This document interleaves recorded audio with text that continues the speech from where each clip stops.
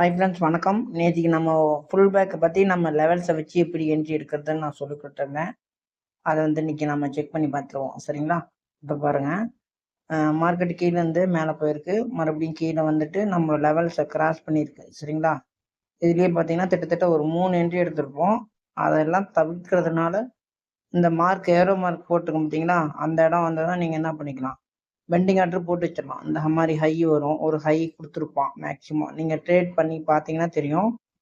அதில் பிரேக் பண்ணதுலேருந்து நமக்கு ஒரு லெவல்ஸில் செக் பண்ணி பாருங்கள். சரிங்களா? ஸ்டாப் லாஸ் வச்சுக்கோங்க. Stop loss means must. சரிங்களா? இது ஒரு என்ட்ரி கிடைச்சது. அதுக்கப்புறம் மேலேருந்து கீழே வரப்போ இது மாதிரி கிராஸ் பண்ணுறப்ப நம்ம என்ன பண்ணியிருப்போம், எடுத்திருப்போம். அதை தவிர்க்கிறதுக்காக தான் இந்த ஃபுல் பேக்குன்றதை நீங்கள் பார்க்கணுன்னு நான் சொல்லியிருக்கேன். சரிங்களா? இது ஒரு மார்க் பாருங்கள். இந்த இடம் உங்களுக்கு மார்க் பண்ணியிருக்கேன். அந்த யூரோ மார்க்லேருந்து என்ட்ரி இதில் ஒரு 40 பாயிண்ட் 50 பாயிண்ட் கொடுத்துருக்கோம். மறுபடியும் மேலே போயிருக்கு, ரிட்டர்ன் கீழே தான் திரும்புது. சரிங்களா? இந்த இடமும் பார்த்தீங்கன்னா ஒரு 50 பாயிண்ட் கொடுத்துருச்சு. மறுபடியும் பாருங்கள், அப்படியே கீழே தான் ஃபாலோ ஆகுது.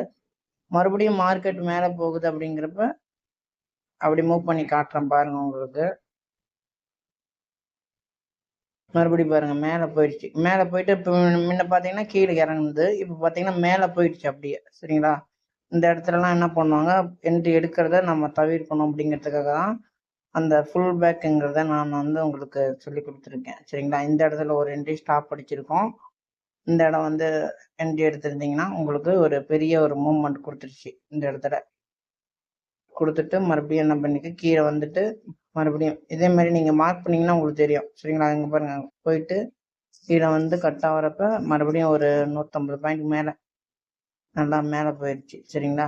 மறுபடியும் கீழே வந்ததுன்னா இந்த இடத்த பிரேக் பண்ணுறப்ப அந்த ஃபுல் பேக்குன்றதை நம்ம செக் பண்ணணும். சரிங்களா? இந்த இதுக்கு நான் உங்களுக்கு மார்க் பண்ணி காட்டுறேன். நல்ல ஒரு மூவ்மெண்ட் கொடுத்துருச்சு. மேலேருந்து கீழே, மறுபடியும் மேலே, அப்புறம் கீழே. இதை பிரேக் பண்ணுறப்ப என்னாச்சு, மார்க்கெட் மேலே போயிடுச்சு. இந்த 2ங்கிற நம்பரை பிரேக் பண்ணிடுச்சு.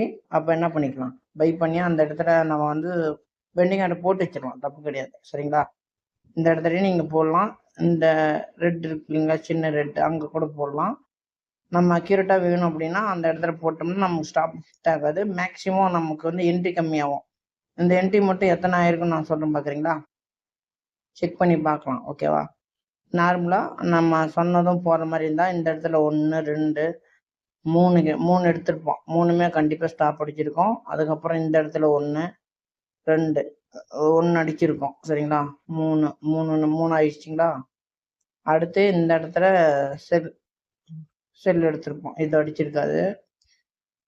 3 என்ட்ரி ஸ்டாப் ஹிட் ஆயிருக்கும். அதாவது நார்மலில் இந்த டெக்னிக்கில் அடிச்சோம்னா ஒரு 3 2 தான் அடிச்சிருப்போம். இந்த இடத்துல 1 எடுத்திருப்போம் செல்லு, இதோட 4.